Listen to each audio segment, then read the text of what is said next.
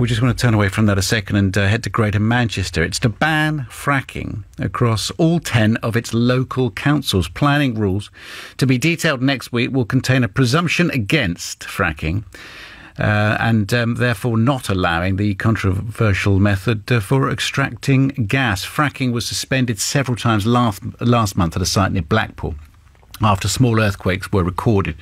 Drilling firm Quadrilla only resumed work at the site. That's the UK's first horizontal shale gas well in October, after a judge said the risk was not significant enough to keep it closed. And they've got some very tight monitoring around that particular site. So anything of 0.5 or above on the Richter scale, and everything has to be closed down, and an investigation has to take place.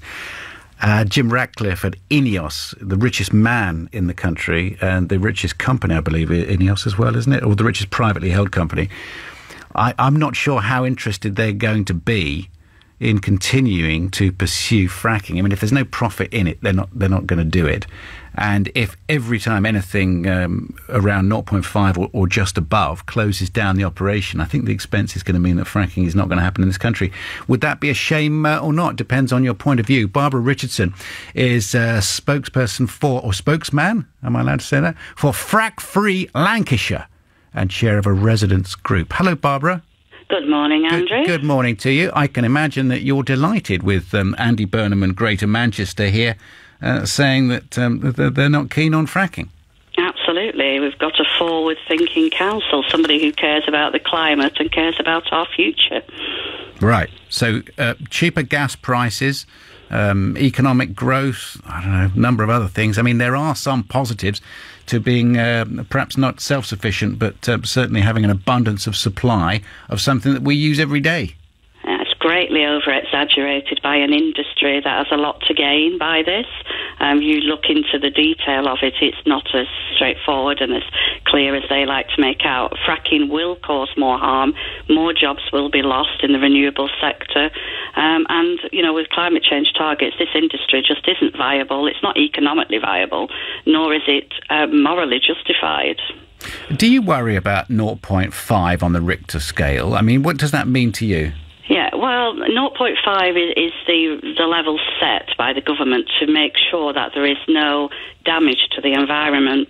Quadrilla and other companies will emphasise that there is no impact on the surface, but that isn't the major issue. The major issue is what's going on below the surface and whether there could be any damage to the well casing and the well bore itself.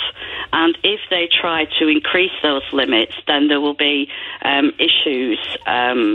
What's happening basically when they start fracking, the actual frequency and magnitude of the tremors, the earthquakes, whatever you want to call them, actually increases. And at Preston New Road, we've had 57 earthquakes in just a few weeks. Barbara, are you in the mood for? Have you had a cup of tea or coffee this morning? Are you in the mood for a bit of a row?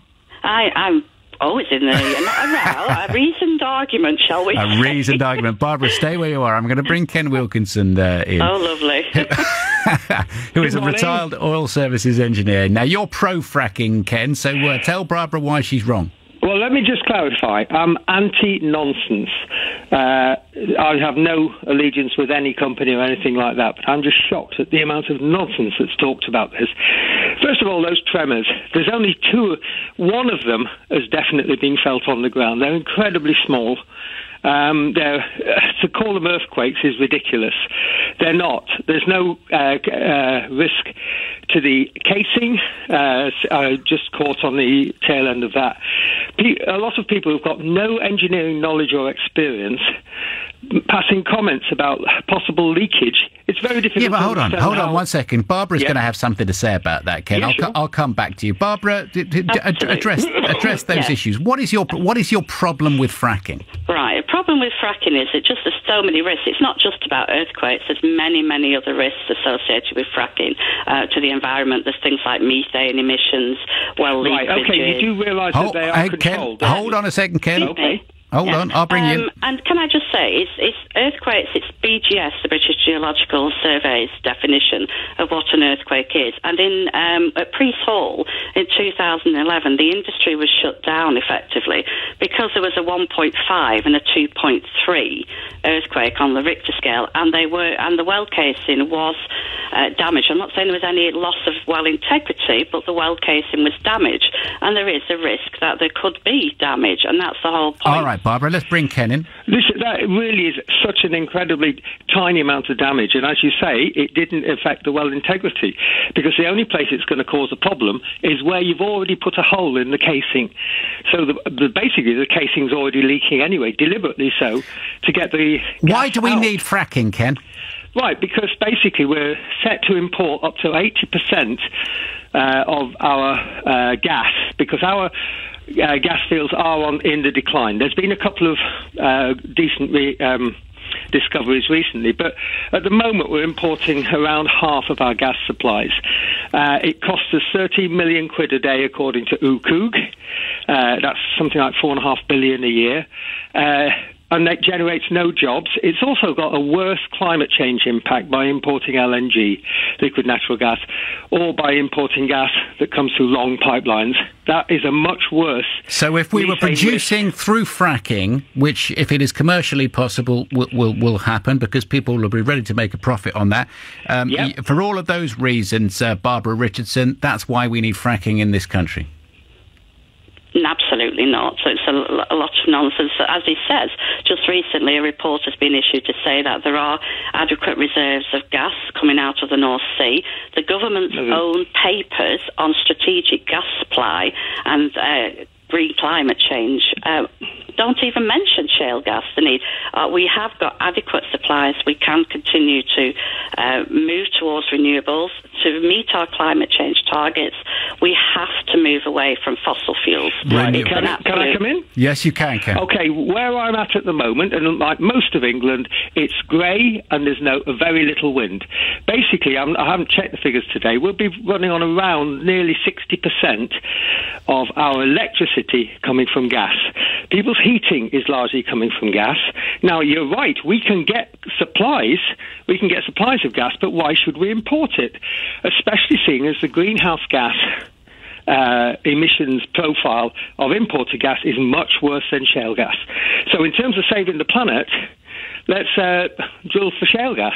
There you go, Ken. Thank you very much indeed. Last word to you, Barbara, in just a few seconds. Well, if he honestly thinks it's saving the planet to start burning fossil fuels when the IPCC have recommended we move away from that, then the guy needs to have a rethink.